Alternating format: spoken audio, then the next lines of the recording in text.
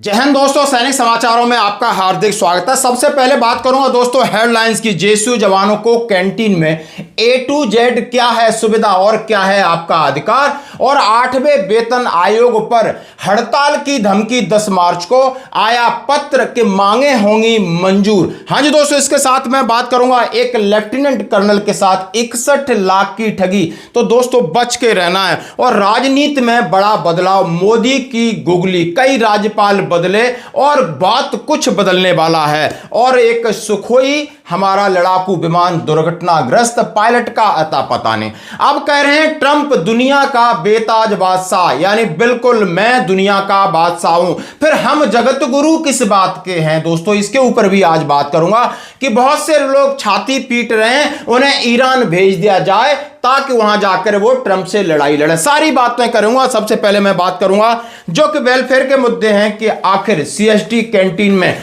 क्या और कोई बदलाव हो रहा है, क्या है वहां का कंप्लेन नंबर, कहां कर सकते हैं शिकायत। तो पहले जानेंगे कि हमारे लिए सुविधाएं क्या है। यानी सीएसडी स्मार्ट कार्ड अब आजीवन वैध, वार्षिक नवीनीकरण समाप्त। पॉइंट 1। पॉइंट 2, मासिक किराना शराब कोटा अग्रिम खरीद की सुविधा उपलब्ध, यानी आप एक और महीने का ले सकते हो। दूरस्थ क्षेत्रों में पूर्व सैनिकों हेतु शराब कोटा 2 माह तक कैरी फॉरवर्ड। 70 साल से अधिक आयु के पेंशनरों को किराना खरीद में अतिरिक्त लचीलापन, यानी ग्रोसरी।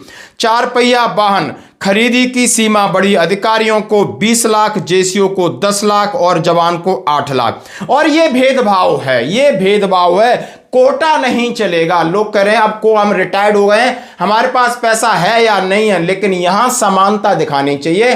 क्योंकि अब शराब क्या अधिकारी ज्यादा पी सकता है, क्या खाना उनको फिर ज्यादा मिलेगा, क्या ईसीएचएस में दवाई मिलेंगी, इसके ऊपर बहुत सवाल उठ रहे हैं। लेकिन आइए हम सबसे जानते हैं कि इलेक्ट्रिक वाहन पर अतिरिक्त 5 लाख की बढ़ी हुई सीमा लागू, यानी आप अधिकारी हैं तो 25 लाख तक का इलेक्ट्रिक वाहन, जेसीओ है तो 15 लाख तक का और जवान है तो 13 लाख का।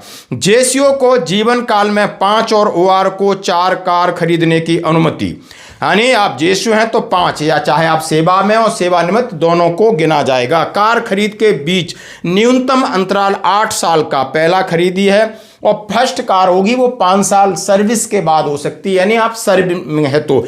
4 वर्ष के ब्लॉक में 2 टीवी 4 एसी खरीदने की सुविधा।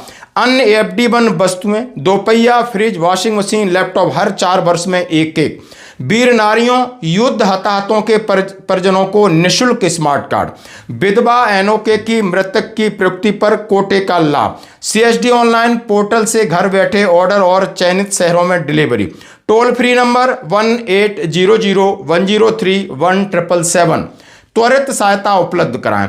शिकायत समाधान हेतु सीएसडी निर्देशालय वहां से डायरेक्टरेट से सीधा संपर्क करें और उनका नंबर है 26181621। इसका ग्रेवियंस और इसका मेल आईडी है। तो ये है आपकी कैंटीन के अधिकार, कैंटीन की सुविधा, कैंटीन में आप किस प्रकार शिकायत कर सकते हैं, यानी भेदभाव। और इसी के साथ जिस तरीके से ये सर्कुलेट होता है तो भेदभाव की बात आती है। अब चाहे आप जेसीओ हो, जवान हो, अफसर है, यानी रिटायर हो गए, सबको बराबर कोटा, चाहे लिकर का है, ग्रोसरी का है, गाड़ी का है, जिसके पास पैसा है वो खरीदेगा। यानी जिसके पास ज्यादा पैसा है, ज्यादा उसको सहूलियत नहीं होनी चाहिए, क्योंकि ये अलग चीज है, यहां वेतन से हम कंपेयर नहीं कर रहे हैं। तो दोस्तों ये थी बड़ी बात। अब आइए दोस्तों बात करते हैं कि 8वें वेतन आयोग को लेकर के हड़ताल वापसी के लिए भारत सरकार संचार मंत्रालय डाक विभाग ने लेटर किया जारी, और वहां के एक राजकुमार उप महानिर्देशक उनको भेजा है 3 मार्च 2026 को। लिखा है कि दिनांक 15 दिसंबर 2025 को एक नोटिफिकेशन आपने भेजा है, उसके संदर्भ में आपने आंदोलन के कार्यक्रमों का उल्लेख किया है। आप इस बात से अवगत हो सकते हो कि जो हमारा डिपार्टमेंट है, यानी डाक सेवा वाला डिपार्टमेंट है, ये सकारात्मक रूप से अपना काम करके 8वें वेतन आयोग की अपनी जायज मांगों को लेकर के हमने सरकार के सामने रखा है कि आप हमसे मीटिंग करो, बैठकें आयोजित करो। लेकिन आपने हमारी बात नहीं सुनी। विभाग ने अतीत में आपकी सभी जायज मांगों पर विचार किया। उन्होंने कहा है हमने आपकी मांगों पर विचार किया है, भविष्य में आपकी सभी वैध मांगों पर विचार करने के लिए तैयार हैं। विभाग परिवर्तन के दौर से गुजर रहा है, कर्मचारियों का कल्याण इस परिवर्तन प्रक्रिया का महत्वपूर्ण हिस्सा है। ऐसे समय में किसी भी प्रकार का आंदोलन विरोध विभाग के विकास के लिए हानिकारक है। अतः आपसे अनुरोध है कि नई दिल्ली के डाक भवन में 10 मार्च 2026 को प्रस्तावित जन प्रदर्शन को रद्द कर दें। राष्ट्र और विभाग के हित में आपसे अनुरोध है। नई दिल्ली डाक भवन में 18 मई 2026 को शुरू होने वाली अनिश्चितकालीन भूख हड़ताल को भी रद्द करें। यानी आप देख सकते हो, भारतीय ग्रामीण डाक कर्मचारी संघ ने धमकी दी थी कि 8वें वेतन आयोग में हमें ये हमारी मांगें आपको माननी पड़ेंगी, इसके लिए हमसे बैठक करिए। तो वहां से यानी संचार मंत्रालय से लेटर आता है, हम आपकी मांगें वेतन आयोग तक पहुंचाएंगे और डिपार्टमेंटली मांगे वो हम मानेंगे और आप भविष्य में अभी अब मांग आपके साथ बैठक करेंगे। और उन्होंने कहा है लास्ट टाइम में भी हम आपके साथ संपर्क में रहें, इसलिए आप भूख हड़ताल मत करिए और हड़ताल मत करिए। यानी बात यह है कि यदि आप रोड पे उतरते हो, यदि संघर्ष करने की आप में शक्ति है, एकजुट होने की शक्ति है, तो चुटकी से घुटने में आ जाते हैं, क्योंकि वो भी लोग संगठन यानी हमारे सहयोग से ही सत्ता में बैठे हैं, हमारे सहयोग से भी मंत्री मंत्रालय चल रहे हैं। यदि आपकी शक्ति दिखानी तो एकजुट होना पड़ेगा। तो यह है, आप 3 मार्च का लेटर देख सकते हो कि 8वें वेतन आयोग के संदर्भ में अपनी समस्याओं को लेकर उन्होंने मीटिंग की और धमकी दी कि सरकार, उन्होंने अपने मंत्रालय को सीधा बता दिया कि मैं आपका काम बंद करने वाला हूं। मंत्रालय को डर लगा, मंत्रालय कह रहा है कि भाई हम आपसे बात करने को तैयार हैं, भूख हड़ताल मत करिए, आपकी बात है वेतन आयोग तक पूरी तरीके से हम आपकी बैठक कराएंगे। तो यानी ये जरूरी है दोस्तों। अब मैं बात करूंगा अगली, एक लेफ्टिनेंट कर्नल साहब, दिल्ली एनसीआर न्यूज, सेवानिवृत्त सेना अधिकारी से 61 लाख की ठगी केस दर्ज।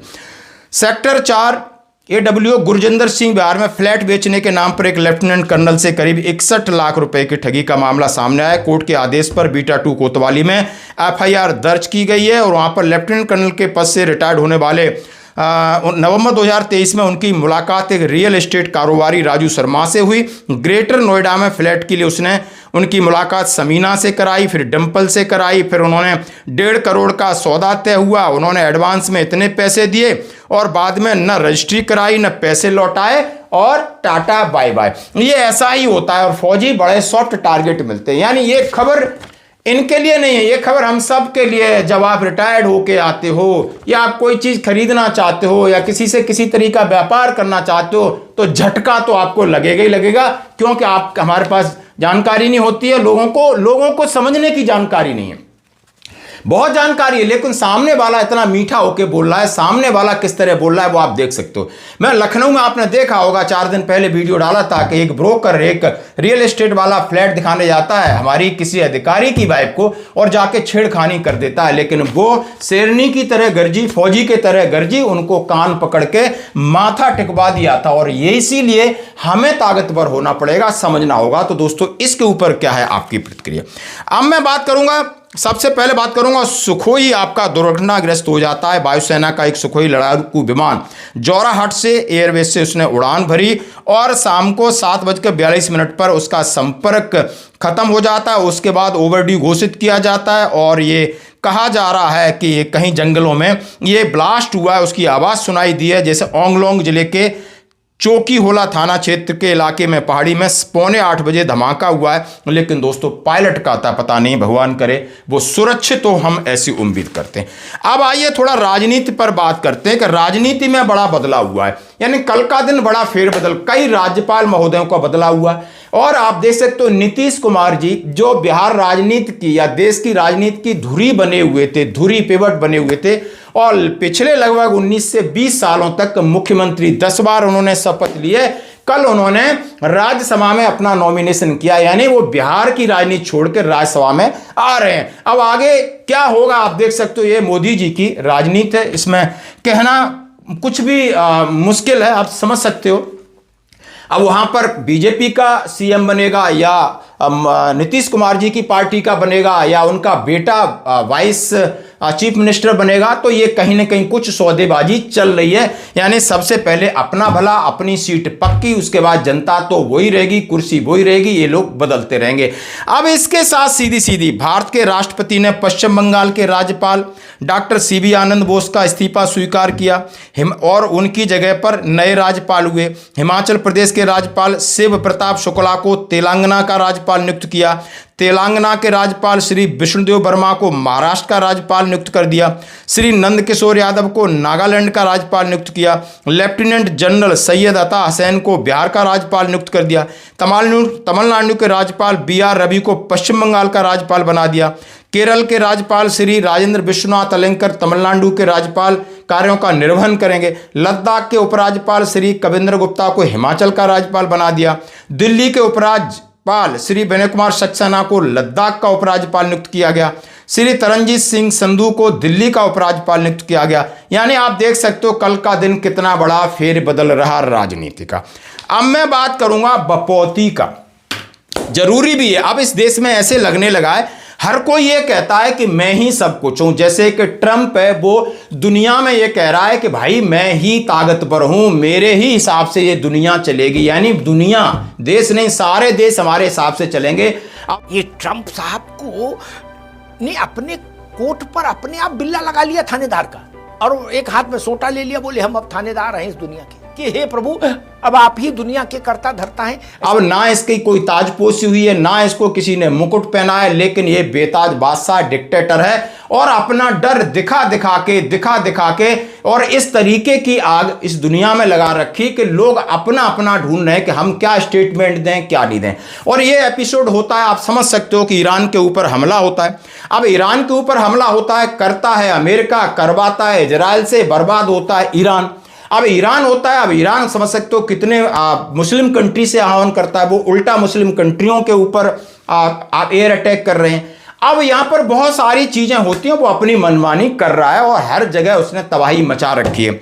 अब इसमें कहा जा रहा है, सबसे बड़ी बात होती है कि विदेश नीति हो, अर्थनीति हो, राजनीति हो, ये समय समय पर हर सेकंड में बदलती रहती है, जिस तरह एक क्रिकेट की कमेंट्री में बदलते रहते हैं। अब कुछ लोग हमारे देश के अंदर बहुत सारी समस्याएं लेकर के छाती पीट रहे हैं कि ईरान के अंदर फलाना बंदा खत्म हो गया है, शहीद हो गया है, मर गया है, कुछ भी हो गया, तो मर ईरान में गया है, मरवाने वाला भी सऊदी अरब के देश हैं, वो भी वही देश हैं, और मारने वाला इजराइल है, पीछे से सपोर्ट करने वाला अमेरिका है। अब हमारे अंदर, हमारे देश के अंदर इस तरीके की चीजें सामने आ रही, वो ऐसा लगता है कि पहलगाम हुआ हो, पुलवामा हुआ हो, तमाम ऐसी चीजें, यहाँ सैनिक मारे जा रहे हैं, सैनिकों पर इस तरीके से आतंकवादी आते हैं, बहुत सारे इंसिडेंट होते हैं, कोई नहीं निकलता है, सब शांत रहते हैं।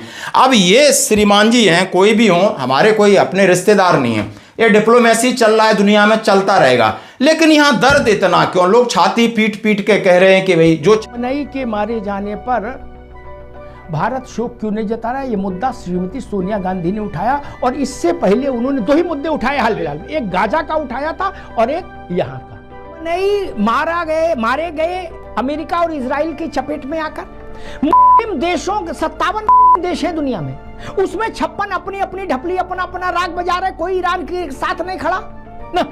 जो मुस्लिम वर्ल्ड की बात कही जाती थी वो भी चिंदी चिंदी हो गई, और भारत में हंगामा हो रहा है लाल चौक से लेकर लखनऊ तक। जो छाती पीट रहा है, जिनको दर्द है, एक उनको वहां ईरान भेजना चाहिए। आपकी क्या प्रतिक्रिया जानना चाहता हूं। जैसे कि हमारे बहुत सारे मित्र हैं, मैं काफी इसके ऊपर पढ़ रहा था, स्टडी कर रहा था, वीडियो कर रहा था कि ईरान ने हमारे साथ ऐसा किया। अरे कोई किसी ने नहीं किया। कौन सा 62 में लड़ने आया जब चाइना से लड़ाई थी, 65 में पाकिस्तान से लड़ने आया, कौन लड़ने आया, 71 में कौन लड़ने आया, कारगिल में कौन लड़ने आया। ये तो हर समय हर मौके परिस्थिति अपने हिसाब से लोग बदलते रहते हैं, इसी को विदेश नीति बोलते हैं। जब राजनीति में एक बंदा इस पार्टी से उस पार्टी में अपने इंटरेस्ट के लिए कूदता, बंदर की तरह उछल कूद करता है, तो विदेश में क्या आप क्या समझ सकते हो? क्या ट्रंप किसी का सगा हो सकता है, या उससे पहले भी अमेरिकन जितने भी उनके राष्ट्रपति रहे, क्या किसी के सगे होते हैं? नहीं, वो उनके अपने सेल्फ इंटरेस्ट होते हैं। अब वो ताकतवर है और कई प्रकार की प्रतिक्रियाएं इसमें चल रही हैं।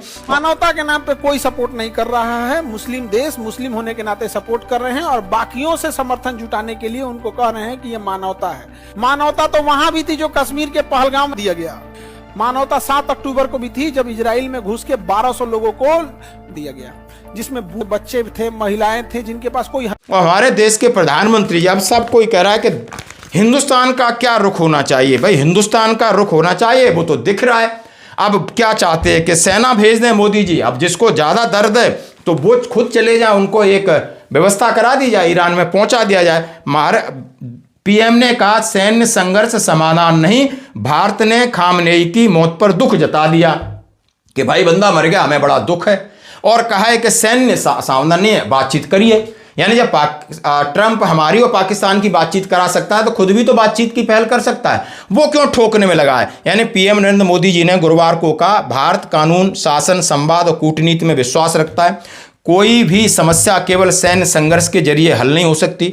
मोदी जी ने कहा हम पश्चिम एशिया हो, यूक्रेन, हर जगह संघर्ष के लिए जल्द और अंत शांति की दिशा में किए जाने वाले हर प्रयास का समर्थन करते रहेंगे। मोदी की टिप्पणी फिनलैंड के राष्ट्रपति अलेक्जेंडर स्टब से द्विपक्षीय वार्ता में कही और उन्होंने लिख दिया, और सीधी सीधी बात है। अब बाकी का आपका इसके ऊपर क्या है प्रतिक्रिया, जरूर दें। धन्यवाद।